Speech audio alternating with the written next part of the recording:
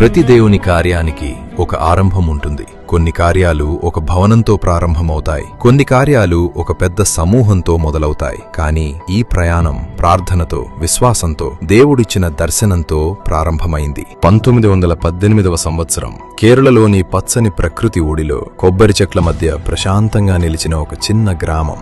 ఆ గ్రామంలోని ఒక సాధారణ క్రైస్తవ కుటుంబ గృహంలో దేవుడు ఒక శిశువును ఈ లోకానికి అనుగ్రహించాడు. ఆ శిశువే మాథ్యూ. సాధారణమైన ఇంటిలో ప్రారంభమైన ఆ జీవితం భవిష్యత్తులో దేవుని కార్యానికి ఉపయోగపడబోతుందని ఆ రోజున ఎవరికీ తెలియదు. కుటుంబ ప్రార్థనలు, దేవుని వాక్యం, సంఘ జీవితం ఇవన్నీ ఆయన బాల్యానికి బలమైన పునాదిగా మారాయి. ఆ చిన్న ఆరంభం వెనుక దేవుడు ఒక గొప్ప ప్రణాళికను సిద్ధం చేస్తున్నాడు. కాలం గడిచే కొద్దీ ఏఎన్ మాథ్యూ గారు రేచల్ అమ్మగారిని వివాహం చేసుకున్నారు. దేవుని సన్నిధిలో జరిగిన ఆ వివాహం ప్రార్థనను పునాదిగా, విశ్వాసాన్ని బలంగా, దేవుని వాక్యాన్ని మార్గదర్శిగా చేసుకుని వారి కుటుంబ జీవితం ప్రారంభమైంది. ఇది కేవలం ఒక దాంపత్య బంధం మాత్రమే కాదు, దేవుని చిత్తానికి అంకితమైన ఒక పవిత్ర కుటుంబం. ఆ దంపతులకు దేవుడు 6 సంతానాన్ని అనుగ్రహించాడు. 3 కుమార్తెలు, 3 కుమారులు. ప్రేమతో, క్రమశిక్షణతో, ప్రార్థనతో, సేవాభావంతో నిండిన ఆ ఇల్లు ఒక విశ్వాస కుటుంబంగా నిలిచింది.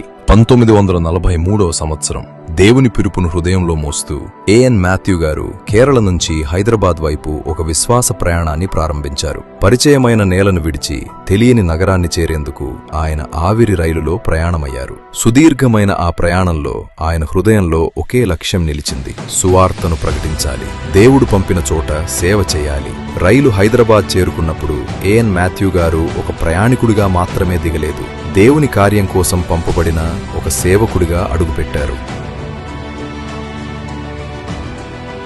ఆ విశ్వాస కుటుంబంలోని 5వ సంతానంగా జన్మించిన జాయ్ చెరియన్ గారి జీవితాన్ని కూడా దేవుడు ఒక ప్రత్యేకమైన కార్యం కోసం సిద్ధపరుస్తున్నాడు.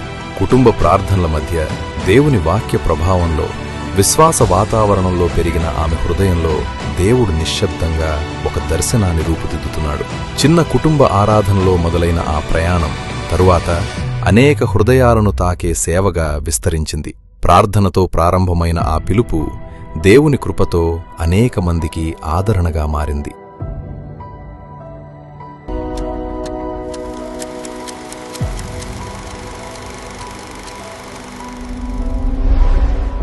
1992వ సంవత్సరం దేవుడు జాయ్ చెరియన్ గారి హృదయంలో ఒక ప్రత్యేకమైన దర్శనాన్ని ఉంచాడు. చిన్న మహిళా ప్రార్థనా సహవాసంగా ప్రారంభమైన ఆ అడుగు విశ్వాసంతో వేయబడిన ఒక పవిత్ర ఆరంభం. కొద్దిమందితో మొదలైన ఆ ప్రార్థన క్రమంగా మరిన్ని హృదయాలను కలుపుకుంది. ప్రార్థనలో ఏకమైన ఆ చిన్న సమూహం ఆత్మీయ బలానికి, ఆదరణకు, దైవ సన్నిధికి కేంద్రంగా మారింది. యునైటెడ్ ఉమెన్స్ ఫెలోషిప్ గా ప్రారంభమైన ఆ సేవ కాలక్రమేణా విస్తరించి అనేక మందిని ఆహ్వానిస్తూ యునైటెడ్ పీపుల్స్ ఫెలోషిప్ గా ఎదిగింది. ఒక చిన్న ప్రార్థనతో ప్రారంభమైనది దేవుని కృపచేత ఒక ఉద్యమంగా మారింది.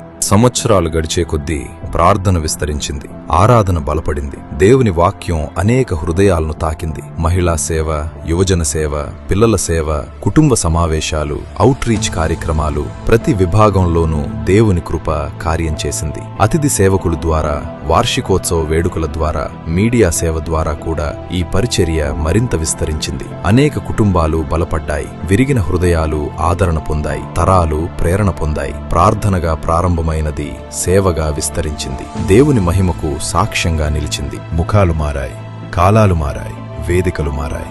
చిన్న ప్రార్థనా సమూహాలు ఈరోజు విశాలమైన సంఘ సమూహాలుగా మారాయి. సాధారణమైన మొదటి సమావేశాలు ఈరోజు అనేక మందిని ఏకం చేసే మహాసభలుగా ఎదిగాయి. కానీ దేవుడిచ్చిన దర్శనం, సేవ యొక్క లక్ష్యం మాత్రం మారలేదు. క్రీస్తును ప్రకటించడం, ప్రజలను ప్రేమతో సేవించడం, ప్రార్థనలో హృదయాలను ఏకం చేయడం, ఆ పిలుపు ఇప్పటికీ కొనసాగుతోంది. ప్రభు సేవలో రెవరెండ్ డాక్టర్ జాయ్ చెరియన్ గారు, యునైటెడ్ పీపుల్స్ ఫెలోషిప్.